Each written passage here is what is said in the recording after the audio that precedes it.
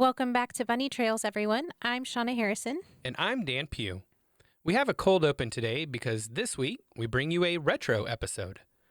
This episode stands out for me as one that I was completely shocked when I learned the origin. And now, whenever I say the phrase, I use the line from the song instead.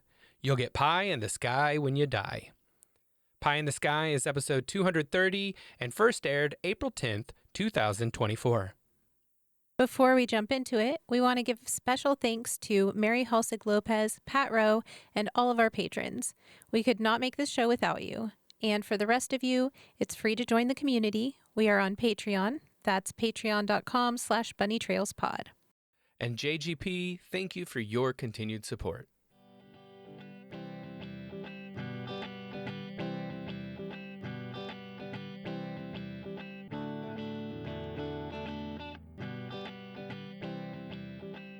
Welcome to Bunny Trails, a whimsical adventure of idioms and other turns of phrase. I'm Shauna Harrison. And I'm Dan Pugh. Each week, we take an idiom or other turn of phrase and try to tell this story from its entry into the English language to how it's used today. Have you ever wished things could be better? Like if things went as they should and everyone was attuned to the needs of others and no one had too much but everyone had enough? We might call that a pie-in-the-sky dream. And as much as I want that future, I am rudely reminded by life that isn't the now. But the concept, pie in the sky, is what we are going to talk about this week. All right, so according to the Oxford English Dictionary, pie in the sky has two different but similar meanings. First, quote, a reward in heaven for virtue or suffering on earth, end quote. I'm not super familiar with that use of the phrase. It's certainly not how I've heard it now, but I can see that might be the take on the earliest uses of it. So Right. we'll talk about that. So keep that in mind: a reward in heaven for virtue or suffering on earth. Okay. And then second, this is this is one I'm more familiar with at least. Quote: an unrealistic prospect of future happiness, something that is pleasant to contemplate, but very unlikely to be realized. End quote. Yeah, that's the version that I'm familiar with. Yeah, me too. So a pie in the sky is something that we wish it's idealistic. I'd love for it to happen, but it's just not very realistic, and it's unlikely. You know, like that pie in the sky dream of having won the lottery and or for whatever reason I have tons of money now and yeah. So I don't know. I just like, oh, now I could just I don't know, afford to remodel the kitchen or whatever, whatever I want to do, that I'm just like, yeah, it's just not in the cards anytime soon. Yeah. So that's kind of the thing. Although pie in the sky is usually something that like eventually I might remodel the kitchen, maybe it'll be after a flood or something, like a water break or something, but like, yeah, anyway, so that one might actually happen. So that one might not be pie in the sky. It's just not likely for now, but buying, an island, that's a pie in the sky. I will never have enough money to afford it, nor do I think I want that much money, frankly. All right. So, Shauna, do you have any ideas where this phrase came from? I don't have a clue because, like, when I think about this phrase, the things that pop in my mind are all very silly. Like actual pie being in the sky somehow, like the moon is made out of apple pie or something. I don't know. So I've got nothing, frankly. I have nothing at all. Your comment on the pie in the sky being a reward in the afterlife makes me think different things, but like new ideas. But yeah. So this one actually starts with workers' rights movements. Oh. Yeah, Okay. sometimes known as a labor movement.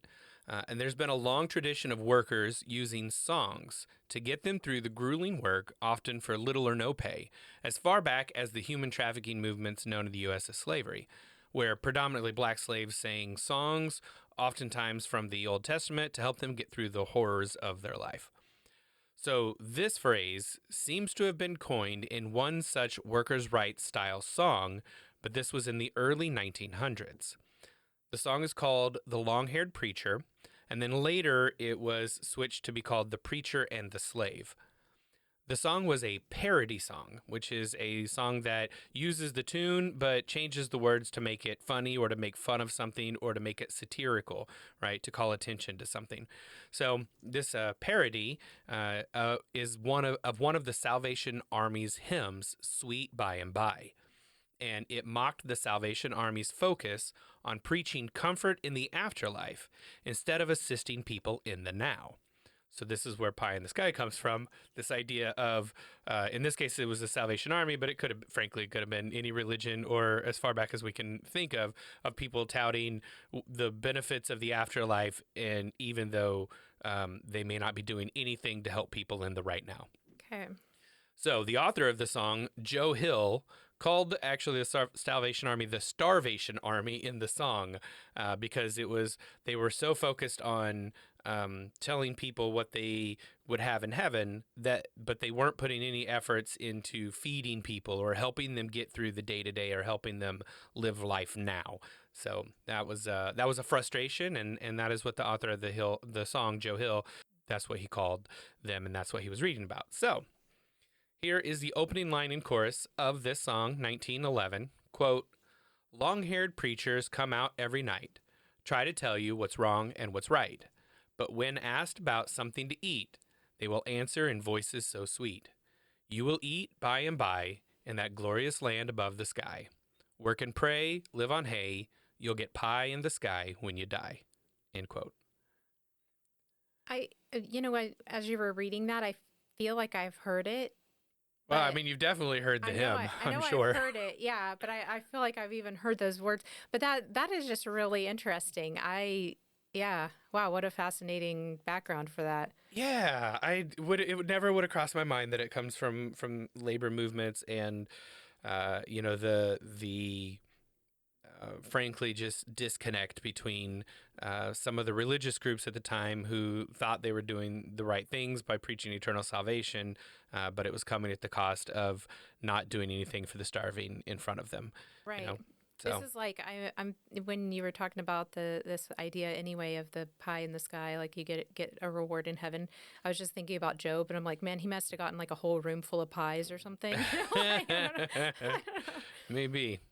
Well, the first publication of this song is from the Industrial Workers of the World Little Red Songbook, and that was in 1911. And I'm going to link to a video of the song that was sung by Harry McClintock, known as Haywire Mac. So that will be on the show notes and Okay. on the website, bunnytrailspod.com. Here's a little bit about the author, Joe Hill, from the AFL-CIO page. Quote, "A songwriter, itinerant laborer, and union organizer, Joe Hill became famous around the world after a Utah court convicted him of murder. Even before the international campaign to have his conviction reversed, however, Joe Hill was well known in hobo jungles, on picket lines, and at workers' rallies as the author of popular labor songs and as an industrial workers of the world agitator. Thanks in large part to his songs and his stirring, well publicized call to his fellow workers on the eve of his execution, 'Don't waste time mourning, organize.' Hill became, and he has remained, the best known IWW martyr and labor folk hero. He was born Joel Hagland on October 7th, 1879, and the future troubadour of discontent grew up the fourth of six surviving children in a devoutly religious Lutheran family in Sweden, where his father Olaf worked as a railroad conductor. Both his parents enjoyed music and often led the family in song. As a young man, Hill composed songs about members of his family and attended concerts in the Workers' Association Hall and played piano in a local cafe. Hill became more famous in death than he had been in life.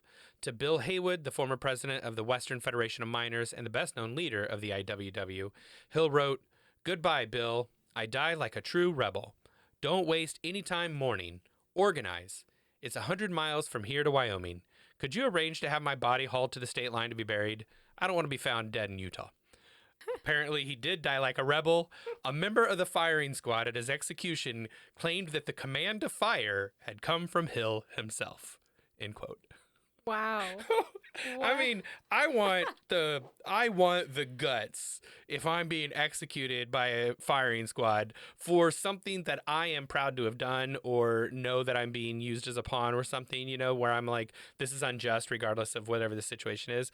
I want the guts to be the one to yell fire. So That is, do it. yeah, Wow. that's kind of amazing and insane. Yeah. I don't know. That's, um, So We're going to explore a little more of the history of labor songs in our behind the scenes video, which airs every Friday on Patreon. That's patreon.com/bunnytrailspod. But we are going to move on to seeing the phrase used. Here is one where it is still being used in the workers' rights angle, and it has not yet made it into the mainstream conversation. This is an article in the Commonwealth dated September 4th, 1913. It is titled, The Worker's Independence. Quote, the worker is independent of a boss in his dreams. He can work every day if he gets a job. He can hold a job till he gets fired. He is promised a home over there. He receives the product of his toil, minus 4/5. He is entitled to life on paper. He meets death when he strikes. He eats the best of foods, like hell. He wears a good suit of shoddy. He will eat pie in the sky. He eats sirloin off the horns. He is free to starve. He is happy at death. His tombstone, a board. His grave, black loam. His flowers, a gourd. His epitaph, gone home. End quote. Okay. So here they're using that he will eat pie in the sky as it becoming at that point a well-known thing. Just 2 years after that was published, and part of that reason it got being published in the Red Book meant that it was being spread among all of these different workers and all of these different labor unions. So it was it was something that made a huge impact, and it was in all of these different things that people could see, and so it got spread pretty quickly among that particular group of people, the workers' rights and the political rebels, so to speak.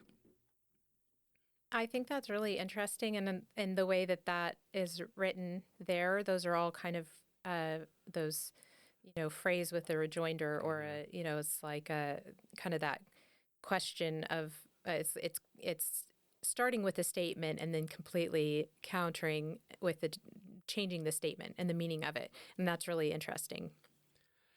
Yeah, here's another piece that is focused on that worker group. So this is a poem from the Daily Worker, October 9th, 1926. This is the New York edition, and it's a newspaper that was published for this particular community. Like I said, 1926 here. Quote, Salvation by Henry George Weiss. The volunteer clerks for the firm of Eva Booth and Jesus, secondhand clothes, dealers, and pie in the sky merchants. Come out every night and sing, Are you washed in the blood of the Lamb? When the drab men and women they sell cast-offs to all day have seldom the price of soap and water to give themselves a wash once a week. End quote. Okay. So yeah, well, another piece where there's some frustration that it's obviously there. He's talking when he says Eva Booth and Jesus. He's talking about they're volunteers. A lot of them are heavily religious. So the Are you washed in the blood of the Lamb thing. Clearly they are trying to do certain things. Selling secondhand clothes and that kind of stuff. But I think there's a disconnect from what we're seeing out of Henry Weiss here, which is the things they're selling are not things that are needed by that community, or at least that's the perception for Mr. Weiss. So, Right. yeah. And there's, frankly, I see that I've worked with many volunteer organizations, and there have been lots of times when there's a disconnect between what we're providing and what is really needed in that community, and that's always a struggle of any volunteer organization, faith-based or not, to identify what's really needed in that community. And frankly, the only way we can do that is to talk to that community and form a relationship with that community. But all too often, especially during this time from 1926, but even still today, there isn't that communication. There isn't that back and forth with a community about what do they really need. And so you get a lot of people who are in fancy offices making decisions about what people who are struggling through life need, and not actually talking to them about it. Yeah. Wow. I think it's interesting too. So this phrase, like, you could interpret it as this kind of a dream or a wish or a goal or something that's pie in the sky, but it's really not that. It's that kind of negative side of like wishing for things or trying to claim things that just are not going to happen and are not true. Yes, yes. And even as we see it talked about here, we're starting to see a little bit of a shift where it could have been used in either way and make sense. So it could, even with the workers' rights piece, it still could be used as that, that thing you get after life. But we still are seeing it where if you tried to apply it the way we use it today, it would work. Yeah. So I definitely think there's that piece there. So here is an opinion piece. This is out of June 17th, 1931, out of the Indianapolis Times. And this is by Haywood Braun, who was a writer of plays and things. And so he's talking in here, and what we start to see is we start to see that he is surprised by how many people don't recognize the phrase pie in the sky. So here he's talking to his readers about the name of his theatrical show. Quote, incidentally, I want to begin propagandizing now on a personal campaign of my own, which may be a little treasonable. Officially, we have a working title, and that is Shoot the Works. It conveys to me the spirited tints of Take a Change, Let It Ride, and expresses a healthy gambling point of view. But my favorite, above all other names which have been suggested, is Pie in the Sky. I tried it on a number of people, and the reaction of a good many has been, all right, but what does it mean? As if that mattered. Of course, pie in the sky has a meaning to anyone familiar with radical politics, and there should be more of just such people. It comes from the old IWW version of the Salvation Army's Sweet By and By, end quote. So I think that's really cool. He goes on to provide the same section of the song that I did just a little bit ago. But it's interesting because it shows that in 1931, it still wasn't a widely known term, but it was quite well known in certain circles. And it also gives more evidence to show the song is the origin of the phrase. Right. So I think that's a pretty interesting thing to see.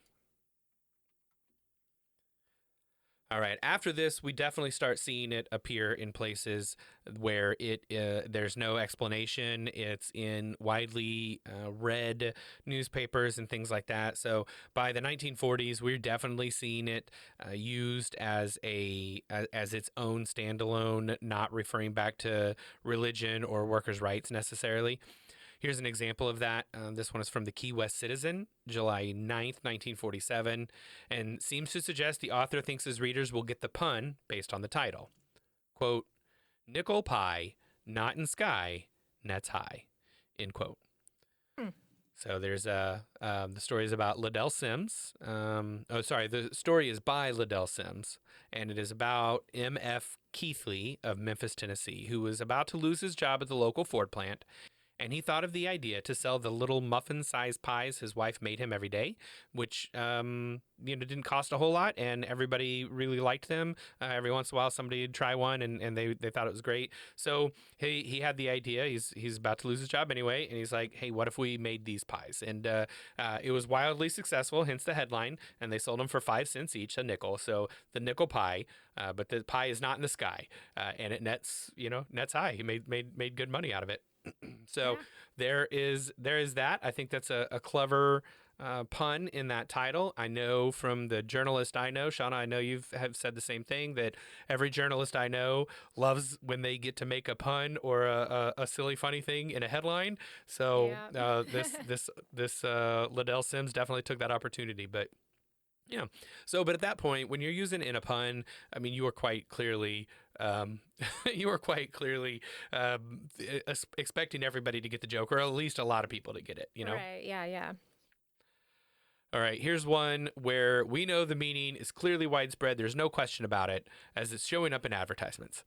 This one is for a Chevrolet dealership in the Smyrna Times out of Delaware. This is May 15th, 1958. Quote, spring sale, Chevrolet cars and trucks at Irwin G. Burton, Inc. No fire sales, no trips to the moon, no free gifts, no gimmicks, no pie in the sky promises. Just honest quality dealing on new 1958 Chevrolet cars and trucks, end quote. All right. So 2 things about that. First of all, I love honest dealing, folks. Like, I just don't want, can we just be clear about it? I hate this negotiation thing. Yeah. But second of all, This is one in the 40s and 50s that I saw several times, No Trips to the Moon. And I don't know, especially in the 50s. So I don't know if that was, I saw it used in a lot of the examples where I also saw Pie in the Sky, like it was using different examples. And No Trips to the Moon, or Trip to the Moon is part of that Pie in the Sky type of idea. Like it's a fanciful thing that'll never happen. But obviously that fell off. I never saw any more of that after 1969 when we did, in fact, go to the moon. So, but before that, I think people thought it was so impossible that it was being used in the same kind of as a idiomatic way to say that'll never happen. Yeah. So I think that's interesting. So there was at a brief period where people were talking about going to the moon, but it was a pie in the sky dream to many. But brief period here for 10, 20, maybe a little longer years. And that's really fascinating. It's like, well, we did the thing. I mean, yeah. And in fact, here's another example of just that. This time, a quick saying that was published in the Montana Farmer Stockman, June 1st, 1962. Again, this is before we had gone to the moon, which was in 1969. Quote, rockets aimed at the moon never seem to hit it, just like the schemes aimed at pie in the sky, end quote. Hilarious. Yeah, it was very good. So, sometime in the 1940s, the phrase pie in the sky went mainstream enough that advertisers, who are usually business savvy folks, started using it. And I think that's your indicator that it is well spread. It looks like it was becoming pretty well spread in the 1940s, but by the 1950s, I started seeing it in advertisements, and that's when I'm like, yep, for sure by then. So, all right, well, next up, I want to talk about our modern uses. But first, we'd like to say thank you to our sponsors. This episode is sponsored by our amazing patrons on Patreon. And the cool thing about Patreon is it is 100% free to join the community. We have new things every weekday on the feeds. On Mondays, we have a conversation about what movies, shows, books, podcasts, and whatever else everyone is enjoying. Tuesdays see early access to the week's podcast. Wednesdays have all the links, books, songs, and other content mentioned in the week's episode. Thursday has patrons-only polls, and Fridays are our lightly edited behind-the-scenes video featuring all the cut content, goofs, and bonus facts you could imagine. We've got some other pretty cool stuff too, like original digital artwork once a month made by Shauna, and direct access to talk with us. No algorithms getting in the way of what we see or don't see. Plus, you can get awesome name recognition like Pat Rowe does every episode. And our top spot is currently occupied by the amazing Mary Halsig Lopez. You can join the Bunny Trails community for free at Bunny Trails Pod on Patreon. That's patreon.com/bunnytrailspod. All right, we'll start in 1964 with the film Pie in the Sky. Here's the quick synopsis from the movie database. Quote, New York's teeming jungle where kids learn crime from teenaged bosses, end quote. It follows a rural runaway who gets to the big city and finds it to be tougher than he had expected. That was 1964. We're going to move forward a little bit to the 1990s, and I'm going to start with Pie in the Sky here, which is a bake sale. So here's their About Me section. Quote, Pie in the Sky began in the early 90s as a grassroots community bake sale that helped fund our work to prepare and deliver hot, nutritious meals to help people experiencing the ill effects of HIV/AIDS. Over several decades, and with support from more than 150 generous Boston area chefs, bakers, caterers, and restaurants that baked and donated Thanksgiving pies, Pie in the Sky became known as the world's greatest bake sale. Now a time-honored holiday tradition, pie has been adopted by like-minded agencies nationwide to raise critical funding for additional community nutrition programs, end quote. So that's a pretty cool thing that is still going today. I included it here in the early 90s, but I could have just as easily ended with it because it's still happening right now. But Yeah. that's when they named it Pie in the Sky with the 1990s. So that's Okay. that's pretty cool. And what a great mission. Obviously we've had a lot of growth in our understanding and in treatment and support for people with HIV/AIDS. So, they have shifted to community nutrition programs now, 30 some odd years later. But yeah. Okay, so Pie in the Sky was a British TV show that aired from 1994 to 1997. Here's the synopsis from PBS.org. Quote, Henry Crabbe, a reluctant detective with a passion for food, gets set to retire and open his own restaurant, Pie in the Sky. However, his supervisor, Chief Constable Fisher, keeps drawing Crabbe back into investigations. End quote. So I thought Henry Crabbe, and I was like, was that the name of the dude from Harry Potter? Like one of the Crabbe and Goyle, folks? I couldn't remember his first name. But anyway, also weirdly enough, this stars Richard Griffiths as a British detective and Maggie Steed as his wife and co-owner of the restaurant. She does the accounting. She doesn't actually care about the food part. American audiences might recognize Richard Griffiths for his portrayal of Vernon Dursley, Harry Potter's uncle, in the movie adaptations of the book series. So I Okay. thought it was weird that I was like Henry Crabbe, Crabbe. I like Crabbe and Goyle kind of crab. That's Like so wild. what was that guy's first name? I don't remember. But then I was like, oh weird. This is the Harry Potter's uncle that is playing this guy, and he looks. I mean, like he looks just like he does there, but he doesn't look so angry all the time. Like Right. that was clearly some really good. I didn't know anything about Richard Griffiths before I'd seen him in. I mean, although he's clearly a quite accomplished actor, but I just hadn't seen any of the stuff that he was in. But yeah, he's a very good very good actor. Now that I know that that's just not his, I thought maybe they just found some grumpy old guy to play his uncle, but no, I mean, the guy's a quite accomplished actor. Like, show my ignorance, I guess. So You know what? That happens, but I think that's really interesting to see. I love to see characters that you kind of think of the actor in one type of role and then you see him doing something else and it's like, "Oh, okay, wow." yeah, yep. All right, Pie in the Sky, Successful Baking at High Altitudes is a 2005 cookbook by Susan G. Purdy. Here's the synopsis. Quote, do your cakes collapse, souffles slump, cookies crumble, and fruit pies fail? For those living at high altitude, baking can be a challenge at best or a total disaster. More than 34 of the 50 United States, plus many Canadian regions, have cities and towns at altitudes of more than 2,500 feet. Yet there are hardly any cookbooks that address the special needs of these local bakers. Until now. Award winning cookbook author Susan G. Purdy has finally written the first ever foolproof guide to high altitude baking. Okay. Yeah. That's important stuff right there because like it's completely different to like cooking at different elevations. Yeah. Oh, absolutely. And one of the things is, so she went around when she was doing this. She went to lots of different places and tested these out and did them in like she did some in Colorado. She did some, in Florida. She did some like all over or North Carolina actually.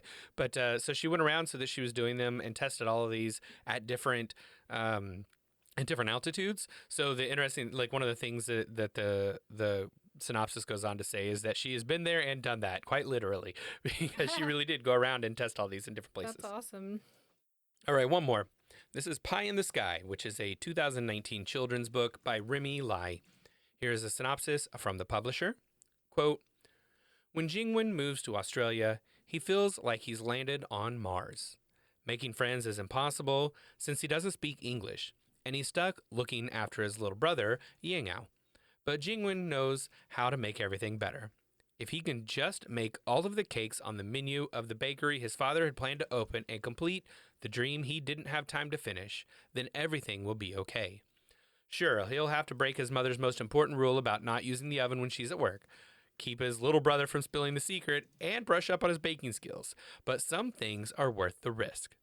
In her debut novel, Remy Lai captures with humor and heart what it means to want desperately to belong and just how powerful one wish can be. End quote. Nice. It is nice. I like that. I always like leaving on something that's positive. Yeah, that's always nice when you can. Absolutely. Well, I do struggle with phrases like this. I want the future where we all have what we need. But I also see with my own eyes that this is far from reality. People who have a lot keep getting more. People who don't have enough keep losing more. And the gap between those are doing well and who's are struggling seems to be getting bigger every day, which I guess brings a lot of power behind that song that Joe Hill sung and wrote over 100 years ago, in which the idea was, hey, we have to do something different. You will eat by and by in that glorious land above the sky, Work and pray, live on hay, you'll get pie in the sky when you die. That is frustrating that seems to be just as true today as it was when that was written over 100 years ago. It's like we haven't learned any lessons as a society, and it's frustrating. But maybe, just maybe, we should focus more on helping those who are living today and not spend as much time worrying about what good or bad will come after we die. I think we got one chance at this life, and let's do the best we can with it. That's about all we have for today. If you have any thoughts on the show or pop culture references we should have included, reach out to us on Patreon, patreon.com/bunnytrailspod, or comment on our website, bunnytrailspod.com. It is poll time. Recently, we asked our patrons, what is your biggest meal of the day? It was a unanimous win among our patrons. The evening meal is the largest. My body prefers to have a large breakfast, a smaller lunch, and an even smaller supper. However, I did have to pick evening meal because my life schedule makes it for no breakfast, sometimes a quick lunch, and then supper is sometimes the only meal of my day. I absolutely need to find a better way to make my lifestyle match the way my body wants to eat. But definitely, what's the thing we heard in the blue zone in Costa Rica? You eat eat breakfast like a king, lunch like a prince, and dinner like a pauper. Yeah. That's an idea, you know. And I'm like, oh, okay, yeah, that's well, my body loves that. My body really enjoys when we're traveling to places, and I eat like that. That is very good for me, but it's just not what my American schedule allows for me. Right. It's also one of those, it's very, very geared towards physical activity during the day and things like that. So there you go. I am terrible about this. The evening meal is the largest for me as well. It's usually because I get busy during the day and I kind of forget to eat. But also, I like relaxing and taking time, with friends and family to eat and just enjoy the meal and I don't know, relax. So evenings are perfect for that. As a reminder, our silly polls mean absolutely nothing and are not scientifically valid, but patrons of all levels get to take part. Head over to patreon.com/bunnytrailspod to take this week's poll. Thanks for joining us. We'll talk to you again next week. Until then, remember, Words belong to their users.